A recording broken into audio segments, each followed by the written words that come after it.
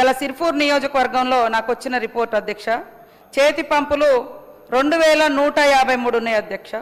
Single phase పంపులు 383 అధ్యక్ష. 3 phase pump sets 112 అధ్యక్ష. ఓపెన్ వెల్స్ 657 ఇవన్నీ పనిచేస్తున్నాయి అధ్యక్ష. అదేవిధంగా ఎక్కడైతే మిషన్ భగీరథ కనెక్టివిటీ లేని కాడ వాటర్ ట్యాంకులు వేస్తున్నాం. కొంత ఫారెస్ట్ ఇబ్బంది లేని కాడ వాటర్ బోర్లు కూడా ఫిట్ చేస్తున్నాం అధ్యక్ష. ఇది మేము రాగానే ఏదో అద్భుతమైందని కాకుండా గత ప్రభుత్వంలో బోర్లు వేయొద్దు, మోటార్లు బిగించొద్దు వాళ్ళే అన్నారు అధ్యక్ష. ఇంత బయటికి పోయిన వాళ్ళు అసలు మేము దిగిపోగానే మోటార్ల గలగల వినబడుతున్నాయని కాదు, అప్పుడు అందరు నోరు మూసుకొని ఉన్నారు. బోర్లు అన్నీ వస్తాయంటే వస్తున్నాయని చెప్పినట్టుగా. మరి వాళ్ళు అన్నీ 100% పరిష్కరిస్తే ఇవన్నీ ఎట్లుంటాయి అధ్యక్ష? ఇప్పుడు మా ఏరియాలో కూడా నేను కూడా వాటర్ ట్యాంకుల ద్వారా లోపల గూడాలల్లో ఫారెస్ట్ వాళ్ళు ఒప్పుకోలేదు, వాళ్ళు పోయిన ప్రభుత్వం కూడా కనెక్షన్ ఇవ్వలేదు. వాటర్ ట్యాంకుల ద్వారా ఇస్తున్నాం అధ్యక్ష.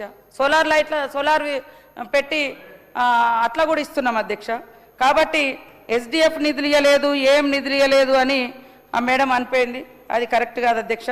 పెన్షన్లు కూడా ఒకవేళ మరి ఆయా మేము అన్నది ఏంటంటే ప్రజావానికి అప్లికేషన్స్ వచ్చిన వాటికన్నీ సార్ట్అవుట్ చేసి ఇచ్చుకుంటూ వచ్చారు. ఇప్పుడు ఇచ్చేటి ఆయా మండలాల వారీగా కలెక్టర్స్ ద్వారా తెప్పించుకొని ఇవ్వడం జరుగుతుంది అధ్యక్ష. ఖచ్చితంగా ఎలాంటి సమస్యలు రాకుండా మంచినీటి వ్యవస్థలో కానీ ఇంకా పంచాయతీరాజ్ 1000 కోట్లు ఇస్తే ఏ మూలకు సరిపోతుందని అనడం జరిగింది అధ్యక్ష. మరి మ్యాచింగ్ గ్రాంట్ సెంటర్ స్టేట్ ఆ ప్రకారంగా ఇచ్చుకుంటూ వచ్చినాం. సెంట్రల్ నుంచి రావాల్సినవి 2 ఏళ్ల నుంచి రాలేదు, ఇప్పుడే వస్తున్నాయి. దాంట్లో కూడా పాత సర్పంచుల బిల్లులని కొంతమంది అక్కడక్కడ మీ ద్వారా తెలియజేస్తా ఉన్నాం.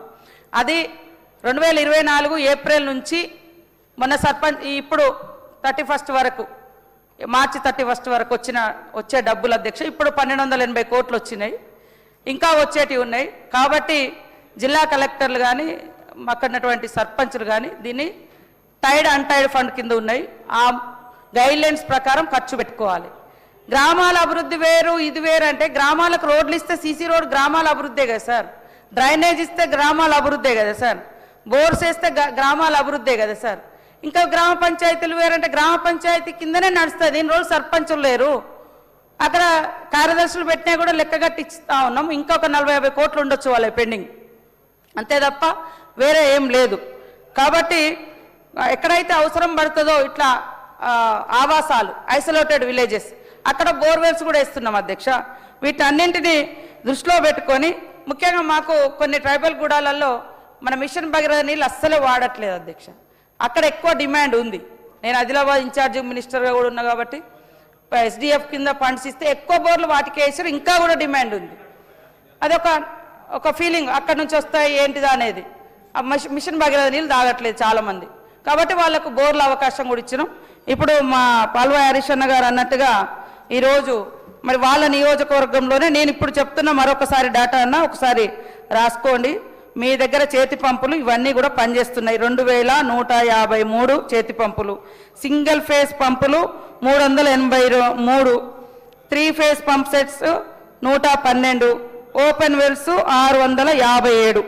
ఆ మిషన్ భగీరథ పైప్ లైన్ ఉన్న వాటితో పాటు అందరి కాడ లేదా ల్యాబ్స్ ఉన్న కాడ గ్యాప్స్ ఉన్న కాడ ఇవన్నీ కూడా మేము పెట్టినాం. మళ్ళీ ఏప్రిల్ 1 నుంచి రేపు 1 నుంచి స్పెషల్ డ్రైవ్ పెట్టుతున్నాం. ఏమేం పని చేయట్లేదో అవన్నీ కూడా యాక్టివ్ చేసుకోవడం కోసం ఖచ్చితంగా సంపూర్ణంగా నీరు అందిస్తాం అధ్యక్ష. ఇవన్నీ కూడా దృష్టిలో పెట్టుకొని దయచేసి సెంట్రల్ నుంచి కానీ ఇతరత్ర కానీ ఇంకా ఫండ్స్ వస్తే గ్రామాల అభివృద్ధి మా అందరి లక్ష్యంగా పనిచేస్తున్నాం అధ్యక్ష. సెంటర్ కూడా సహకరించాలని నీళ్ళ కోసం గుర్తు చేస్తా ఉన్నాం అధ్యక్ష.